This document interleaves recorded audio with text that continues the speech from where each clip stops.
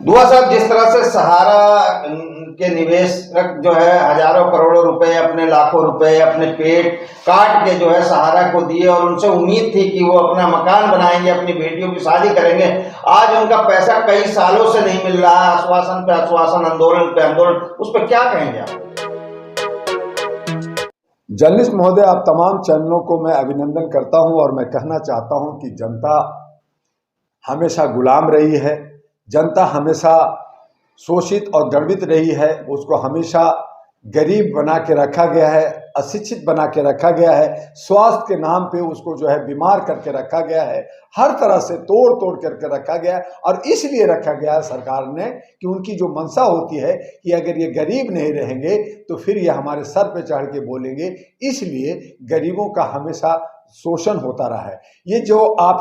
आप जो है सहारा की बात कर रहे हैं, सहारा ने जनता को खूब लूटा और खूब एरोप्लेन उठाया, बड़े बड़े बिल्डिंगें बनाया, बहुत सारे करोड़ों अरबों रुपया कमाया। और आज सहारा श्री जो थे वो आज सुब्रत सहारा नहीं रहे, लेकिन उनके बच्चे हैं, उनके सारे सिस्टम है, उनके सारे दौलत है, प्रॉपर्टी है। लंदन में, अमेरिका में बहुत सारे होटल्स और बहुत सारे प्रॉपर्टी है, ये सारे बेच दें, अगर ये सारे का व्यवस्था हो तो जनता को जो करोड़ों अरबों रुपया जो डूबा हुआ है, जिनको लेना है वो मिल सकता है, लेकिन ये लोग देना नहीं चाहते हैं। सरकार से मिल करके गिटपिट करते रहते हैं, कभी शारदा घोटाला, कभी सहारा घोटाला, कभी जो है और घोटाला, कभी जो है हमारा महाराष्ट्र के अंदर घोटाला। तो ये घोटाला कर करके ये करोड़ों अरबों रुपया, जहां 5 मिलियन और ट्रिलियन आप जो है एक व्यवस्था बनाने की बात करते हैं, 10 मिलियन ट्रिलियन जो है हमारे सारे एक विजय माल्या को छोड़ के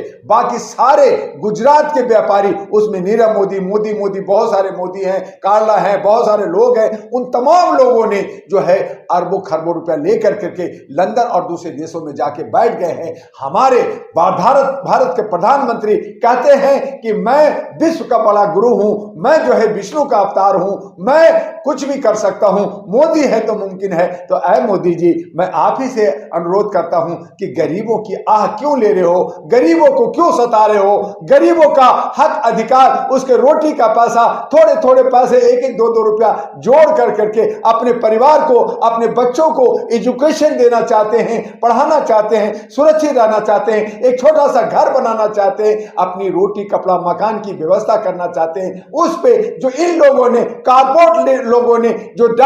डाका डाला है, हमारे आपके सरकार ने भी डाका डाला है। हमारे पेंशनधारियों को पेंशन नहीं दे रहे, हमारा जो है पैसा जो हमने इन्वेस्ट किया था, हमें जो है लॉलीपॉप दिया गया, हमें जो रास्ता दिया गया कि हम आपके 1 रुपया का 10 रुपया कर देंगे, हम आपको सहारा देंगे, वो तमाम लोग जो है हमें लूटा है। तो उसकी व्यवस्था, उसकी सुरक्षा और उसका जो है देख रेख करने का जिम्मेदारी किस पे आता है? हमारे जनप्रतिनिधि पे आता है, हमारे सरकार पे आता है। और सरकार को चाहिए कि ऐसे तमाम लोगों को पकड़ कर करके उनके से उगाही कर करके और हमारी जनता का जो पैसा है वो दिला दे। लेकिन सरकार कहीं ना कहीं मिल कर करके और चट्टे बट्टे बन करके 56 भोग खाने में लगी रहती है और जनता के हित को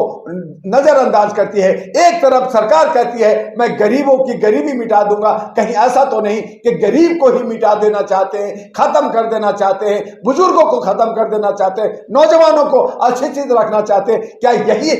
जो है लोकतंत्र है? क्या यही संविधान कहता है? क्या हमें आप 1500 साल आप जो है सनातन में ले जा करके हमें जो है छुआछूत में और ऊंच नीच में बांट कर करके हमें दबा कर करके हमें मारना चाहते हैं? अगर ये नियत है तो खुल के बोलिए ना, हम तो ऐसे ही गुलाम हैं, हम तो ऐसे ही मरे हैं, आपके दरवाजे पे मरे या कहां मरे ये बता दीजिए। हम मरने के लिए भी तैयार है, हम जेल जाने के लिए भी तैयार है, हम तो दबे हैं। लेकिन अगर आप जनता का हक और अधिकार दिलाना चाहते हैं, आप देश को उन्नति और विकास की तरफ ले जाना चाहते हैं, आप जनता की आर्थिक आजादी देना चाहते हैं, आप जनता को रोजगार और शिक्षा, स्वास्थ्य और सुरक्षा देना चाहते हैं, और आप विश्व में महान गुरु बने, हमारे देश को सोने की चिड़िया बनाए, तो आप हमारे ये जो सहारा का जो पैसा डूबा हुआ है, हमारा जो शारदा घोटाला में पैसा डूबा हुआ है, हमारा जो पेंशन जो नहीं मिला है, ये सब की व्यवस्था कर दीजिए। आपका जय हो करेंगे, हमारी जनता आपका जय हो करेगा। आप एक बार नहीं, आप 10 बार प्रधानमंत्री रहिए, आजीवन प्रधानमंत्री रहिए, आजीवन आप लोग राज कीजिए, लेकिन जनता को सुख और समृद्धि देना आपका ड्यूटी है और ये ड्यूटी आपको निभाना होगा। नहीं तो हम लोग सड़कों पे धरना प्रदर्शन और आवाज देंगे और जहां आप लठ मारेंगे, जहां हमें गोली मारेंगे, हम उसे भी खाने के लिए तैयार हैं। दुआ साहब, मैं ये कह रहा हूँ, एक सोसाइटी, एक कमेटी, एक कोऑपरेटिव अगर आप बनाते हैं तो उसकी परमिशन जो है रिजर्व बैंक से, सरकार से, गृह मंत्रालय सबसे लिया जाता है। इतना बड़ा सहारा ने स्कैम चलाया, जनता पूरे दुनिया से पैसा उन्होंने ठगा है, तो क्या रिजर्व बैंक ने वो पैसों को अपने पास नहीं लिया होगा? जिम्मेदारी रिजर्व बैंक और केंद्र सरकार की नहीं बनती इसमें? बिल्कुल बिल्कुल सही कह रहे हैं जर्नलिस्ट महोदय, ये सारा रिजर्व बैंक गवर्नमेंट के सबकी देखरेख में होता है। एक छोटी सी संस्था भी, एक छोटी सी पान की दुकान भी, एक मोची अपना एक दुकान खोलता है तो उसका भी रजिस्ट्रेशन करता है, उसका भी सरकार को खबर होता है कि हम क्या कर रहे हैं और कहाँ कर रहे हैं। अगर हम रेहड़ी पटरी पे भी बैठते हैं तो पुलिस का, वहाँ लोकल अथॉरिटी को पता होता है कि हम कहाँ बैठे हैं और तभी वो हफ्ता वसूली करते हैं। ये तमाम चीजों का खबर होता है सरकार को, लेकिन सरकार सिर्फ पैसा वसूलना जानती है, उसको संरक्षण देना नहीं जानती, संरक्षण करना नहीं चाहती और कहीं ना कहीं आंख बंद कर करके कान में वो जो है एक रूह कोटन डाल कर करके बैठे रहती है। तो इसी तरह से हम जो अव्यवस्था होता है और हमारे बीच में जो हमारी भूखमरी या हमारी जो कमियां और हम जो धरना प्रदर्शन उस तरफ जाते हैं, अगर सरकार अच्छा नियत हो, अगर नौकर साहब अच्छे नियत से काम करें, अगर ये जो सारे जो अथॉरिटी है, चाहे वो रिजर्व बैंक है, चाहे न्यायालय है, चाहे सिक्योरिटी है, चाहे हमारे विधायिका है, कार्यपालिका है, न्यायपालिका है, ये सब लोग अपने पारदर्शिता के साथ और ईमानदारी के साथ अगर काम करें तो कोई समस्या ही नहीं होगी। लेकिन ये नहीं करते, अपना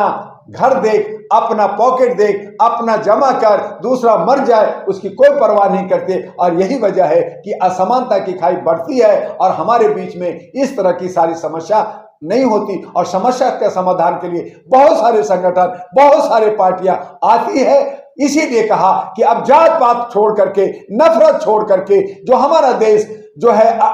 अनेकता में एकता का देश रहा है, जहां हम लोग हर लोग मिल करके शांति और सद्भावना के साथ रहें, उसी ढर्रे पे हम मानवता को मानते हैं, हम इंसानियत को मानते हैं, हम ह्यूमैनिटी को मानते हैं। और इसीलिए डॉक्टर दुआ ने कहा कि आइए मानवता के आधार पे आप जो है मानवता के राह पे all India human rights association के साथ जुड़िए। आज 37 साल से काम किया, करोड़ों लाखों लोग जुड़े हैं, आपको भी जुड़ने की जरूरत है अपने हक अधिकार के लिए। और इसके लिए कहा कि अगर लोग में और व्यवस्था को बदलने की बात करते हैं तो उसके लिए हमें जरूरत है कि हम जो है आहरा नेशनल पार्टी के साथ आगे आए और अपने अधिकार को और सत्ता में अपनी भागीदारी लेकर के आहरा नेशनल पार्टी को जिताएं और अपना हक अधिकार